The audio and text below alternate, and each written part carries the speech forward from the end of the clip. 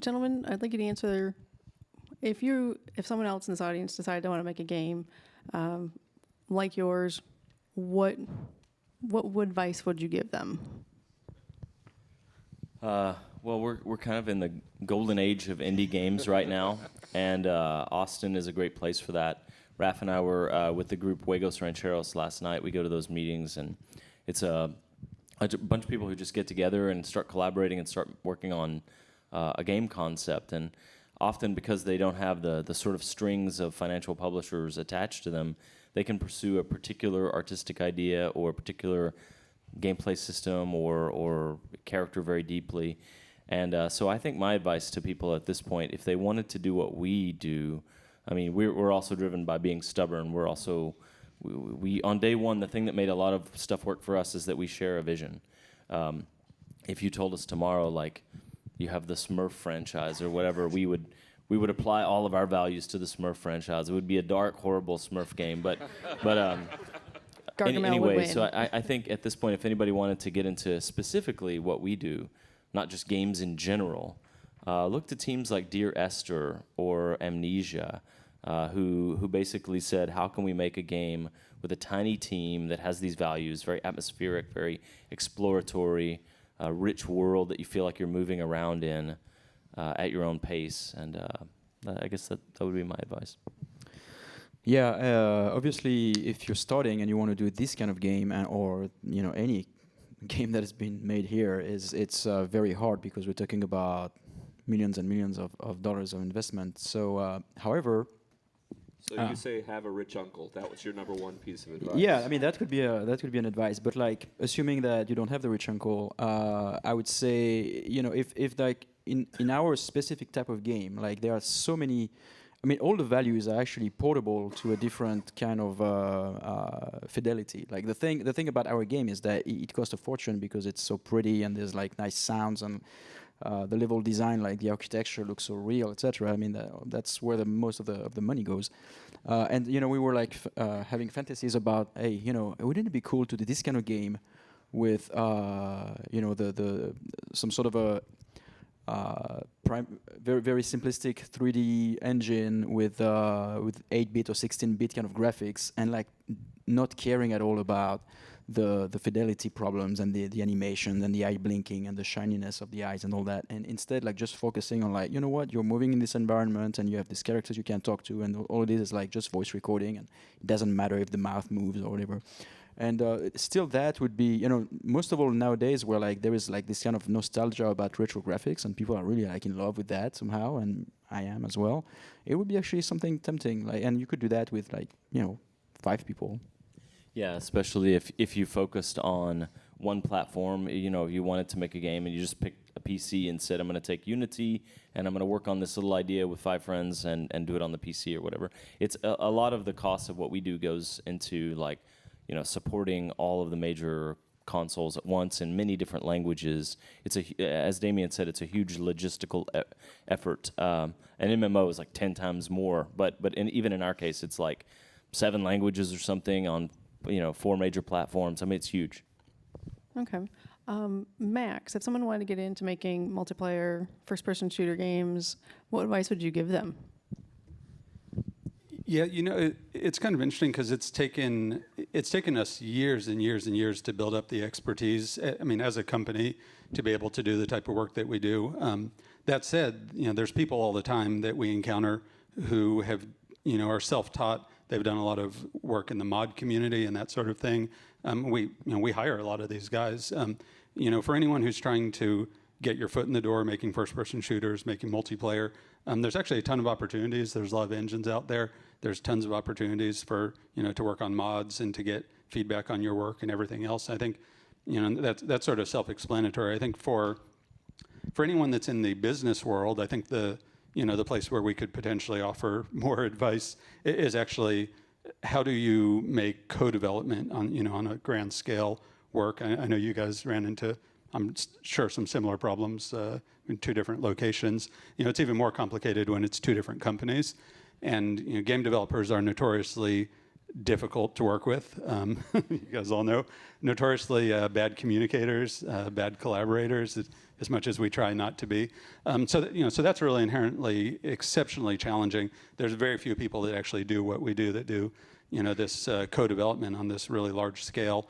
And I think that for anyone who is going to go down that path, first advice is don't do it if you can avoid it, because it's really hard. But if you're crazy enough to want to try and do co-development on this scale, I think that it's really critical. We've done a lot of co-development projects. We've worked with Microsoft on Halo. We've also worked on Call of Duty. We worked on Left 4 Dead with Valve. So we've done a lot of different co-development projects. And whenever you're getting into one of those projects, we've really learned from experience that it's absolutely critical that you figure out what success looks like at the very beginning, agree on success metrics, agree on here's what great looks like, and here's how we're going to measure success, and agree on that with your partner, because the last thing that you want is 6, 9 months, a year and a half down the road to find out that your definition of great doesn't match theirs, or your goals don't exactly match theirs. So that's something that you just have to do right from the get-go, and then you got to check in on that and make sure that that's hasn't changed along the way, because sometimes it does change. But beyond that, the key to making anything work, and it's especially true in a co-development setup, is great communication. And we go overboard on communication. You have get all of your developers talking to all of your partners' developers on IM. Conference calls, video conference if you can, you name it. And at the end of the day, there's absolutely no substitute for FaceTime and getting on a plane and flying out there and getting there in person. I cannot emphasize that enough. Great, thank you. Todd, what kind of advice would you give people trying to get into kids So market? that's kind of a hard question for me specifically, because I would never actually ask anybody that question. My entire career has been basically defined by doing things that other people thought were crazy and nobody else wanted to do. Our first game that Joseph and I tackled was hardcore PvP at a time in the MMO space where that was considered like the ultimate thing that you did not want in your game. Then when we got out of that, we decided to go to the kids space, and we actually talked to, this was pre-World of Warcraft, and we talked to every publisher out there, and so we want to go do a family-focused game, and the answer was, there's only 400,000 players who like MMOs in the world, and they're all playing EverQuest, and you're not going after them, so this will never work. So I think the answer I would give is don't even ask that question. Don't go and say, hey, how can I make a game like yours? You got to find your own voice. You got to find your own personality and figure out something that nobody else is doing and go there. Because if you go in that direction, it's a wide open field. There's nothing to compare nobody's going to compare you to anything. So take some risks, be edgy, especially if you're an indie, because you have a massive card in your pocket that the big guys don't have, which is that you can take risks they can't. They don't move fast enough. It costs too much money. Big mistakes, they'll get fired if they make a giant bet and it goes wrong. If you make a small bet, and your family is the only one who's like, well, that didn't work. Well, make another one. Try and make another one. Keep making bets. Keep thinking outside the box. So I guess that would be my answer is going to. Like I said, we're the odd duck though. We don't really, like Damien mentioned, having a quest giver say like, would you like? We would never have a quest giver say, would you like to sleep with us in a game? Like we're just so not in the entire realm. I listen to the other guys and I respect the heck out of what you guys do, but it's just a very different environment. So what advice, if someone was going to make a kid's game in a general sense, what is the thing? I mean, that points out, right? Like you have to cut out parts of thought process that adults are used to. So what other things would you say pay attention to? Well, you get some real benefits to it, right? So going after the kid space, first is you got to find a sense of personality, and that permeates from the very beginning in your character definitions and your art style. And then the next thing that you really need to try and puzzle out is what are the key design elements that everybody else finds to be this gigantic problem that I can basically ignore and not have to tackle because my players don't have an expectation that I'm going to solve it in a great way. So you can actually take some cheaper routes that nobody else would assume you could ever take, because you can go, you know what? Everybody else who's already played World of Warcraft is going to come in, and from the very beginning, they're going to expect a crafting system that does X, Y, and Z, and A, B, and C.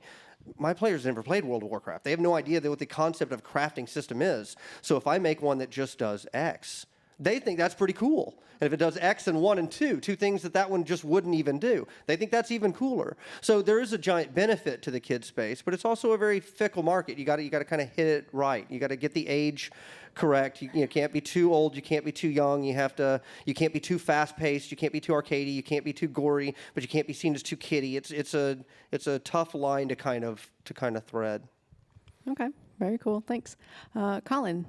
What advice would you give to folks who are trying to get into making AAA console titles? Well, if you're trying to get into making AAA console titles, you've got a problem. Because you can't just jump into that. That's something that we've definitely found out at Vigil. When we started up, we actually none of the initial people had any AAA console experience. We were desperately looking for people that had that, and we had a lot of trouble getting them, and we kind of just had to figure it out on our own. And we did, and a lot of what we've done is everybody at Vigil is a pretty passionate game player, and we're just looking at games that we like and saying, what's so good about this game, what do we like, and how could we get something like that into our game? So in terms of an actual startup type scenario, I think we've taken cues from a lot of popular classic games like Zelda, of course. And I think something that's popular right now is the whole 8-bit games. I was just playing Retro City Rampage, it's all old 2D style, top-down sprites and everything. But it's been updated with some modern, stuff added into. And I think it was made by just a few people. And so really, I would just say, take what you like, the kind of games you like, and make a old school version of it, because that's really what's hot now, and that's what's achievable for a small team. Ryan? Well, assuming you had the means to make a AAA action adventure game and that wasn't the issue, maybe you're not a startup, the first thing I would say is you're crazy. Second of all, one of the biggest lessons we learned was that, Darksiders 2 was mechanically a very complex game because we had puzzle solving. And just saying puzzle solving sounds simple, but there were so many individual mechanics that went into making the puzzle solving work. Each environment had its own unique mechanic. And then, of course, the player character needed to be able to interface with all those mechanics in a particular way. Then we had what we considered to be a pretty fully fleshed out traversal system. And then we had a fully fleshed out combat system. And then we started to reach this point where we realized we had too many systems that were fully fleshed out. And the biggest advice I would give to, I guess this really applies to any sort of game development, is know what it is you want to do, that thing that gives your game its identity, and focus on that. Don't be subtle about it. Beat players over the heads with it. And most importantly, assign all your resources to that, or at least a disproportionate amount, so that the thing you're trying to get across to players is reflected. And I think with Darksiders, our goal was to convey adventure, and that's a very vague thing. So we felt like we needed incredible traversal and incredible puzzle solving and incredible combat, and you needed to be able to manipulate a lot of different facets of your character with skill trees and with loot. And we're all very proud that for the most part we managed to pull it off. But I think approaching it a second time, we would probably have put more effort into one of those, maybe just say combat and the puzzle solving, and lessen the traversal, so that we could have put more time into the things that we considered integral or most obvious to somebody who is trying to experience, trying to have an adventure, and really be focused on the things that are most important, and don't get distracted with needing to make every facet of your game as good as it's ever been done in any other game, especially those games that may have only done that one thing that you're trying to do in concert with 5 or 6 others. So just stay focused. Very cool.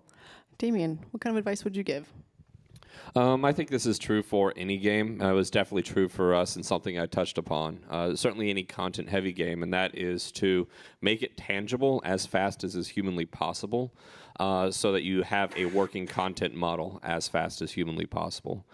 You really want to know what it's like to play one level of your game. You really want to know if you have multiple phases of the game, if you have PvP or Battlegrounds, you want to get that up and running as fast as humanly possible, just so you can iterate it, which not only unblocks the content creators, they know what they're building, but it also allows you to polish up that part of the play experience and really nail down what you want to do. And kind of the inside of the massive multiplayer space nowadays, it's not only important to figure out how to build the content, the PC world, which is where massive multiplayer games are right now, right now we're living in a free-to-play microtransaction world, and that looks like it's not going to change anytime in the near future. You also need a content plan for exactly how you're going to monetize your game as well. And so that is also part of what you need to figure out, and inside of that vertical slice, where are those buttons that you're going to push so that you can actually get a free play experience that feels like a genuinely free play experience that people feel grateful that they could play, but that still allows you to pay the rent of your animators and other important people on your team. So, Thank you.